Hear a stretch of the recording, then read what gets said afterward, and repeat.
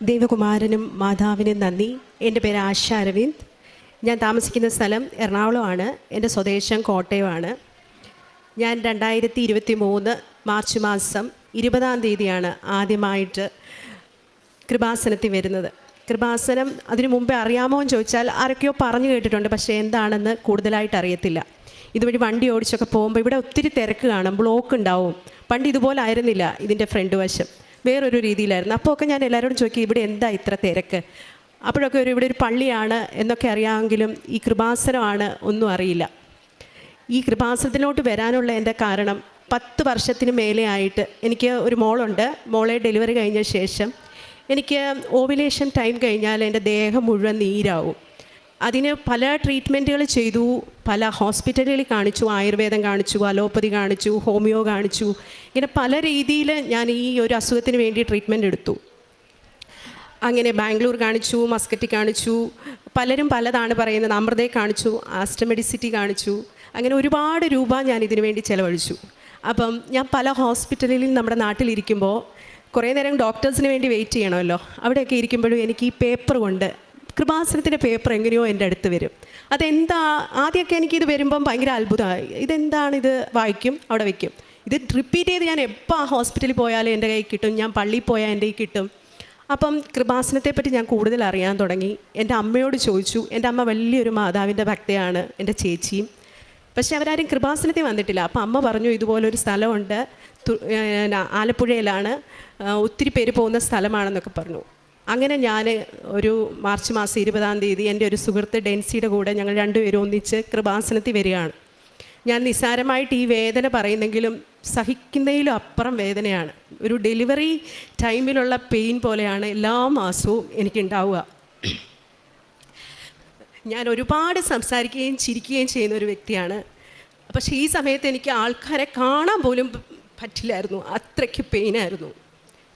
അങ്ങനെ ഞാൻ കൃപാസനത്തിൽ വന്ന് ഇവിടെ കയറിയപ്പം പോലെ എനിക്ക് എൻ്റെ ദേഹം ഭയങ്കര വേദനയായി, ചൊറിച്ചിലായി. ഞാൻ എന്നിട്ട് ഉടമ്പടി ആദ്യം എടുക്കുക കുറച്ച് പ്രയാസകരമുള്ള കാര്യമാണ്. എങ്കിലും ഉടമ്പടി ഞാൻ ആ പ്രയാസമൊക്കെ സഹിച്ചെടുത്തു. അങ്ങനെ ഞാൻ ഉടമ്പടിയൊക്കെ എടുത്തു. ഇപ്പം 1.5 വർഷത്തിന് മേലെയായി. 2003 മാർച്ചിലല്ലേ. അങ്ങനെ ഇതുവരെ ഈ ഒരു നിമിഷം വരെ എൻ്റെ ഉടമ്പടിയിലോ ഒരു പ്രാർത്ഥനയിൽ, വൈകുന്നേരമുള്ള പ്രാർത്ഥനയിലും രാവിലെയുള്ള പ്രാർത്ഥനയിലും ഇതുവരെ ഒരു മുടക്കവും വന്നിട്ടില്ല. അതെ, എങ്ങനെയാണെങ്കിലും ആ സമയമാകുമ്പോൾ എങ്ങനെയും എനിക്ക് പ്രാർത്ഥിക്കാൻ പറ്റും. പക്ഷേ ബാക്കിയുള്ള കാര്യങ്ങളിൽ ഇടയ്ക്കിടയ്ക്ക് എല്ലാ ദിവസവും കുർബാനയിൽ പങ്കെടുക്കാൻ ഒത്തോം ചോദിച്ചാൽ സാധിച്ചിട്ടില്ല. ഇടയ്ക്ക് കുടുംബ പ്രാർത്ഥന എനിക്ക് പറ്റുന്ന പോലെ എല്ലാം ഞാൻ ചെയ്യാറുണ്ട്. എനിക്ക് വീട്ടിലിരുന്ന് ചെയ്യാൻ പറ്റിയില്ലേ, വണ്ടി ഓടിക്കുമ്പോഴേലും ഞാൻ ചെയ്യാറുണ്ട്. അങ്ങനെയെല്ലാം ഞാൻ ചെയ്തു വരുന്ന ഒരു വ്യക്തിയാണ്. ആ ഒരു വേദനയിൽ നിന്ന് എനിക്ക് പൂർണ്ണ സൗഖ്യം കിട്ടിയോ എന്ന് ചോദിച്ചാൽ പൂർണ്ണ സൗഖ്യം കിട്ടിയെന്ന് തന്നെ ഞാൻ പറയും. കാരണം എനിക്കിപ്പോൾ സഹിക്കാൻ പറ്റുന്ന വേദനയേ ഉള്ളൂ. ഈ വേദന കൊണ്ട് എനിക്കൊരു ആങ്സൈറ്റി അറ്റാക്ക് വരെ വന്നിട്ടുണ്ട്, സഹിക്കാൻ വയ്യാത്തതുകൊണ്ട്. അപ്പം അങ്ങനെ ഞാൻ അതുവഴി ഒത്തിരി പേരെ ഇവിടെ കൊണ്ടുവന്നിട്ടുണ്ട്. എൻ്റെ കുടുംബത്തിൽ തന്നെ ഇപ്പോൾ ഒരു 3-4 പേരുണ്ട് ഉടമ്പടി എടുത്ത് പ്രാർത്ഥിക്കുന്നവർ. അതാണ് എൻ്റെ കൃപാസനത്തിലേക്ക് വരാനുള്ളതും എൻ്റെ രോഗത്തിലുള്ള സൗഖ്യവും എനിക്ക് തന്നത്. ഞാൻ സിനിമാ മേഖലയിലാണ് വർക്ക് ചെയ്യുന്നത്. എൻ്റെ മേഖല എന്ന് പറയുന്നത് അറിയാമല്ലോ, നമ്മളെപ്പോഴും ആക്റ്റീവായിട്ടിരിക്കേണ്ട ഒരു മേഖലയാണ്. അപ്പോൾ ഈ വേദനകൾ നമ്മളെ ഒന്നും ചെയ്യാനായിട്ട് സാധിക്കത്തില്ലായിരുന്നു. പിന്നെ പെട്ടെന്ന് വണ്ണം വയ്ക്കുക. ഒരു മാസത്തിൽ ഒരു 50 കിലോയാണ് എനിക്കെങ്കിൽ ഈ ഒരു വേദന തുടങ്ങുമ്പോൾ ഞാനൊരു 58 കിലോ 60 കിലോ അത്ര വ്യത്യാസം വരും. എൻ്റെ ഡ്രസ്സുകളിലും എല്ലാ കാര്യങ്ങളിലും എനിക്ക് മൂഡ് ഓഫും എല്ലാം ആയിരിക്കും. അപ്പോൾ പലരും എന്നെ കാണുമ്പോൾ ചോദിക്കും, എന്ത് പറ്റി ഇതിനെ പെട്ടെന്ന് വണ്ണം വെച്ച്? ഇതിനെല്ലാം നമ്മൾ ക്വസ്റ്റ്യൻ ആൻസർ ചെയ്യണം. എന്തുകൊണ്ട് സിനിമ ചെയ്യുന്നില്ലെന്ന് ചോദിച്ചാൽ അതിന് ആൻസർ ചെയ്യണം. ഒത്തിരി ക്വസ്റ്റ്യൻ ആൻസർ ചെയ്യേണ്ട ഒരു മേഖലയാണ് എൻ്റെ. അങ്ങനെ ഞാൻ കൃപാസനത്തിൽ 6 കാര്യങ്ങൾ, 5 എഴുതിയാൽ മതി, 6ാമത്തെ ദൈവത്തിന് കൊടുക്കണമെന്ന് പറഞ്ഞെങ്കിൽ എനിക്ക് 6 കൂടുതൽ കാര്യങ്ങളുണ്ടായിരുന്നു എഴുതാൻ. ഞാൻ 6 കാര്യങ്ങൾ എഴുതി ചിട്ടയായ അച്ഛൻ പറഞ്ഞ പോലെ എല്ലാം പ്രാർത്ഥിച്ചു. ആദ്യത്തെ ഉടമ്പടി പുതുക്കാൻ വന്ന സമയത്ത് ഞാൻ ആ ഓഫീസിൻ്റെ അവിടെ നിൽക്കുമ്പോൾ ആർക്കും എന്നെ മനസ്സിലായി.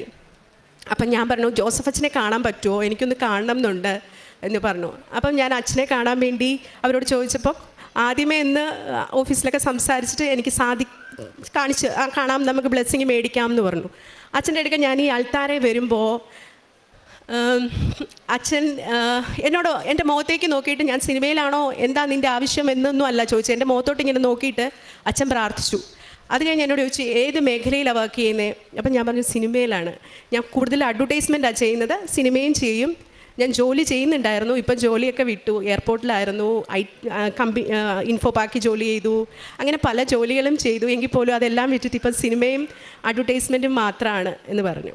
പക്ഷെ നീ എന്നോട് അതിനെപ്പറ്റിയോ അല്ലെങ്കിൽ ഒന്നും പറഞ്ഞില്ല. എന്നോട് ആകെ അച്ഛൻ പറഞ്ഞ ഒരേ ഒരു കാര്യമുള്ളൂ, നീ സാക്ഷ്യം പറയണം. ഞാനത് അച്ഛനെ നീ സാക്ഷ്യം പറയുമോ എന്ന് ചോദിച്ചു. ഞാനൊന്ന് ഇങ്ങനെ മുഖത്തോട്ട് നോക്കി, സാക്ഷ്യം പറയണം, പറയുമല്ലോ അല്ലേ എന്നെടുത്ത് ചോദിച്ചു. അച്ഛൻ എനിക്ക് വേണ്ടി പ്രാർത്ഥിച്ചു. ഞാൻ തിരിച്ച് വീട്ടിലേക്ക് പോയി അവിടെ ചെന്ന് വളരെ ടയേർഡായിരുന്നു. എന്ന് ചെന്നപ്പോൾ ഒരു കോള് വരികയാണ്. എനിക്കൊരു അസോസിയേറ്റ് ഒരു പയ്യൻ വിളിച്ചു, ആശ ചേച്ചിയല്ലേ, ഒരു മൂവിയുണ്ട്, നമ്മൾ ഫെസ്റ്റിവൽ മൂവിയാണ്. ഇതുവരെ ഞാനൊരു 2008 ആദ്യമായിട്ട് പരസ്യം ചെയ്യാൻ തുടങ്ങുന്നത്. ഒരുപാട് നാഷണൽ ആർട്സും ഒരുപാട് പരസ്യങ്ങൾ ചെയ്തു. എങ്കിലും സിനിമയിൽ ഞാൻ അധികം അഭിനയിച്ചിട്ടില്ല. 2011 തുടങ്ങിയെങ്കിലും 19 സിനിമ ചെയ്തിട്ടുണ്ടെങ്കിലും വലിയ ഒരു ക്യാരക്ടർ അല്ലെങ്കിൽ ഞാൻ അഭിനയിച്ച വലിയ ക്യാരക്ടർ ശ്രദ്ധിക്കപ്പെട്ടിട്ടുള്ളതല്ല. ഈ പയ്യൻ എന്നെ വിളിച്ചിട്ട് ഇങ്ങനെ ഒരു സിനിമയുണ്ട്, അത് പല ഫേമസ് നടികളും വേണ്ടെന്ന് വെച്ചതാണ്. കാരണം അതിൻ്റെ പ്രായം 80 വയസ്സാണ്. അപ്പോൾ ആ 80 വയസ്സായിട്ട് അഭിനയിക്കണം. ഒരു റിയൽ സ്റ്റോറിയാണ്. വെള്ളപ്പൊക്കത്തിൽ നടന്ന ഒരു പ്ലെമേന അമ്മയുടെ കഥയാണ്. അത് റിയൽ സ്റ്റോറിയാണ്. ഫെസ്റ്റിവലിനും അവാർഡുകൾക്കൊക്കെ അയക്കാനുള്ളതാണ്. കേരള ഗവൺമെൻറ്റാണ് പ്രൊഡ്യൂസ് ചെയ്യുന്നത്. അപ്പോൾ കഥ കേൾക്കാനായിട്ട്, കഥ പറയാൻ വീട്ടിലേക്ക് വരട്ടെ എന്ന് ചോദിച്ചു. ഞാൻ പറഞ്ഞു വരൂ, എപ്പോൾ വേണേലും വന്നോളൂ, ഞാനിവിടെ ഉണ്ട്. അവരുടെ മേക്കപ്പിൻ്റെ ആൾക്കാർ എല്ലാവരെയും കൂട്ടി അവർ വീട്ടിലേക്ക് വന്നു, കഥ പറഞ്ഞു. അതിനുശേഷം എനിക്ക് ആ ക്യാരക്ടർ ചേരുമോ എന്ന് എന്നെ ഒരുക്കി നോക്കി. അത് കഴിഞ്ഞിട്ട് അറിയാമല്ലോ, ഗവൺമെൻറ്റിൻ്റെ സിനിമയാകുമ്പോൾ നമുക്കതിനകത്ത് ഒരുപാട് ഫിനാൻഷ്യലി ഒരുപാട് ഉണ്ടാവില്ല. അത് സംസാരിച്ചു. അങ്ങനത്തെ എല്ലാം സംസാരിച്ച് വളരെ പെട്ടെന്നായിരുന്നു ആ ഒരു സിനിമയുടെ എന്നിലേക്കുള്ള കാസ്റ്റിങ്. കാരണം വലിയ വലിയ സ്റ്റാറുകളിൽ നിന്നും മാറി എന്നിലേക്ക് അത് വന്നത് എനിക്ക് ഭയങ്കര അതിശയമായിരുന്നു. ആ സിനിമ വളരെ പെട്ടെന്ന് ചെയ്യണമെന്നും പറഞ്ഞു. ഒരു 4 ദിവസത്തിനുള്ളിൽ ഷൂട്ട് തുടങ്ങും. പക്ഷേ അതിനുവേണ്ടി പല കുട്ടികളും അതിൻ്റെ ബാക്കിലുള്ളവർ മാസങ്ങളായിട്ട് ഗ്രൂം ചെയ്ത് അതിലേക്ക് വരാനായിട്ട് ഒരുങ്ങിയിരിക്കുന്നതാണ്. ഇത്രയും എക്സ്പീരിയൻസ്ഡ് ആയിട്ടുള്ള ക്യാരക്ടർ ഞാൻ എങ്ങനെ ചെയ്യും എന്നൊക്കെ എന്നെ വളരെ ആശയക്കുഴപ്പത്തിലാക്കിയെങ്കിലും ഞാൻ ആ സിനിമയിൽ ജോയിൻ ചെയ്തു. സിനിമയിൽ അഭിനയിച്ചു. ആ സിനിമയ്ക്ക് എന്തൊക്കെയോ ഈ കൃപാസന മാതാവുമായിട്ട് ഭയങ്കര അടുപ്പാണ്. കാരണം ഒരു മാതാവിൻ്റെ പാട്ട് ഞാൻ അതിനകത്തിരുന്ന് പാടുന്നുണ്ട്. അതിൻ്റെ പോസ്റ്റേഴ്സ് ഇറങ്ങുമ്പോൾ ഈ ഒരു ബാക്ക്ഗ്രൗണ്ടാണ് ആ പോസ്റ്റേഴ്സിന്, അതിൽ ഞാൻ നിൽക്കുന്നതായിട്ടാണ്. അത് മാത്രമല്ല, ഞാൻ അവിടെ നമ്മൾ ഷൂട്ട് നടക്കുമ്പം ആകെ അവർ 18 ദിവസമാണ് ഈ സിനിമ മുഴുവൻ ഷൂട്ട് ചെയ്യാൻ ടൈം തന്നിരിക്കുന്നത്. അതിന് 16 ദിവസം കൊണ്ടെങ്കിലും ഷൂട്ട് ചെയ്ത് കൊടുക്കണം. അപ്പോൾ അത്രയ്ക്ക് ഹെക്റ്റിക്കായിട്ടാണ് ഈ സിനിമ എടുക്കുന്നത്. വെള്ളപ്പൊക്കമാണ്, മുഴുവൻ നേരവും മഴയാണ്.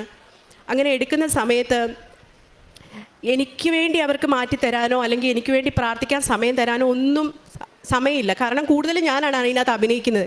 എങ്കിൽ പോലും 5:30 വെളുപ്പിനെ, രാത്രിയിലൊക്കെ ഷൂട്ടുണ്ട് ചില ദിവസങ്ങളിൽ, എങ്കിൽ പോലും ആശ എവിടെ എന്ന് ചോദിക്കുമ്പോൾ ഞാനിവിടെ നിന്ന് മുട്ടക്കുത്തി നിന്ന് പ്രാർത്ഥിക്കുകയായിരിക്കും.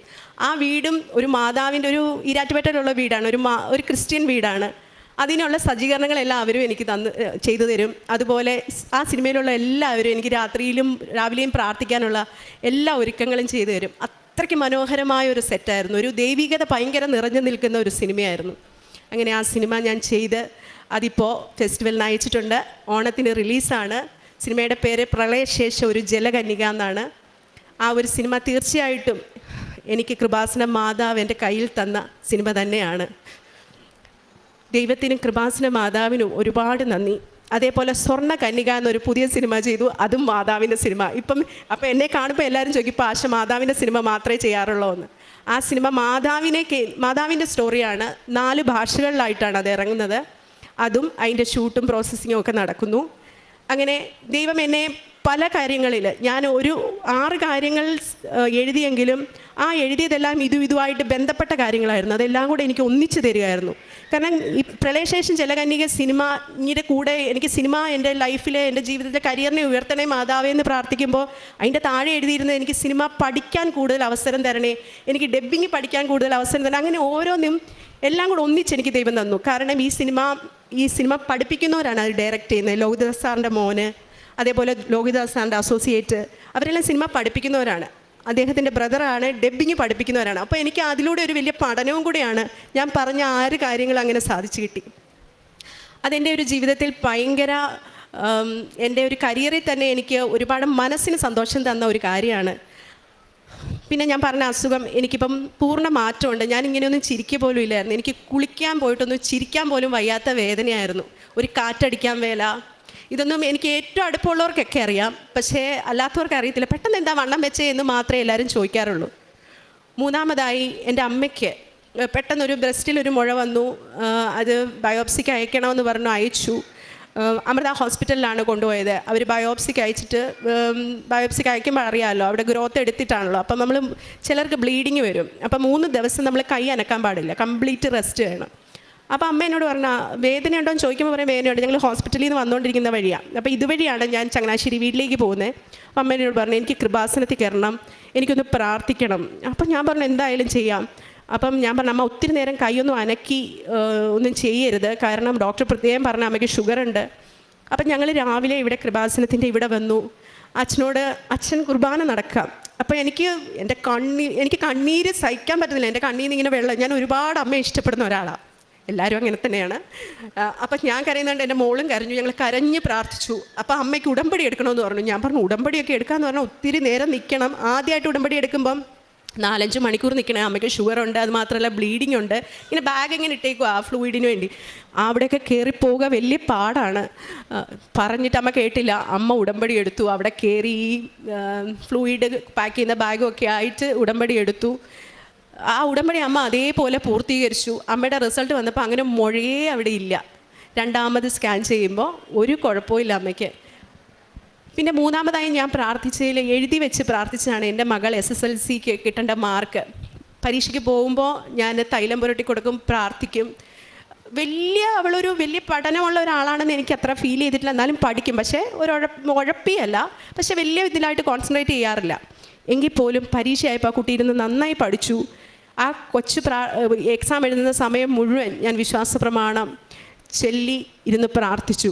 ആ പരീക്ഷ തുടങ്ങുമ്പോൾ മുതൽ അവസാനിക്കുന്നിടം വരെ ഞാനത് ഇങ്ങനെ യൂട്യൂബിൽ വെക്കും, ഞാൻ കൂടെ ഇരിക്കും, പ്രാർത്ഥിക്കും.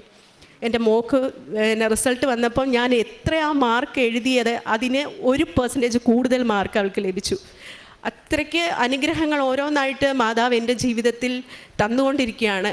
ഞാനിങ്ങനെ യാത്ര ചെയ്യുമ്പോഴും ഒക്കെ എന്തേലും അയ്യോ അങ്ങനെ എൻ്റെ മാതാവ് എൻ്റെ കൂടെ ഉണ്ട് എന്നുള്ള അനുഗ്രഹം എപ്പോഴും ഉണ്ടാവും. അപ്പം എന്നെ പലരും ഇപ്പോൾ വിളിക്കുന്ന കൃപാസന മാതാവേന്നാണ്. അപ്പം ഞാൻ പറയാം അത് എന്നെ വിളിക്കാൻ വേണ്ടി അത്ര പരിശുദ്ധിയൊന്നും അല്ല ഞാൻ. എങ്കിൽ പോലും അവരെല്ലാം എൻ്റെ ഭക്തി ഞാൻ പറയുന്നതും കേട്ടിട്ടാണ്. യൂട്യൂബിലൊക്കെ വലിയൊരു ട്രോളുണ്ട്. എൻ്റെ കാശുരൂപം ഞാൻ കൃപാസന മാതാവിൻ്റെ വലിയ ഭക്തയാണെന്ന് പറയുന്ന ഒരു ഓഡിയോ ലോഞ്ചിന് പറയുന്ന ഒരു വീഡിയോ. എങ്കിൽ പോലും അതിലൊക്കെ ഞാൻ അഭിമാനമാണ് കൊള്ളുന്നത്. കാരണം അത്രയ്ക്ക് അനുഗ്രഹങ്ങൾ ഓരോന്നോരോന്നായിട്ട് എനിക്കും എൻ്റെ സുഹൃത്തുക്കൾക്കും എൻ്റെ ബന്ധുമിത്രാദികൾക്കും എന്നെ ചുറ്റിപ്പറ്റിയവർക്കെല്ലാം മാതാവ് തന്നുകൊണ്ടിരിക്കുകയാണ്. 1000 നന്ദി. പ്രാർത്ഥനയൊന്നും ഞാൻ ഇതുവരെ മുടക്കുകയോ ഒന്നും ചെയ്തിട്ടില്ല, കഴിയുന്നത്ര ചെയ്യുന്നുണ്ട്. എല്ലാവരും അതുപോലെ ചെയ്യുന്നുണ്ടെന്ന് വിചാരിക്കുന്നു. നന്ദി.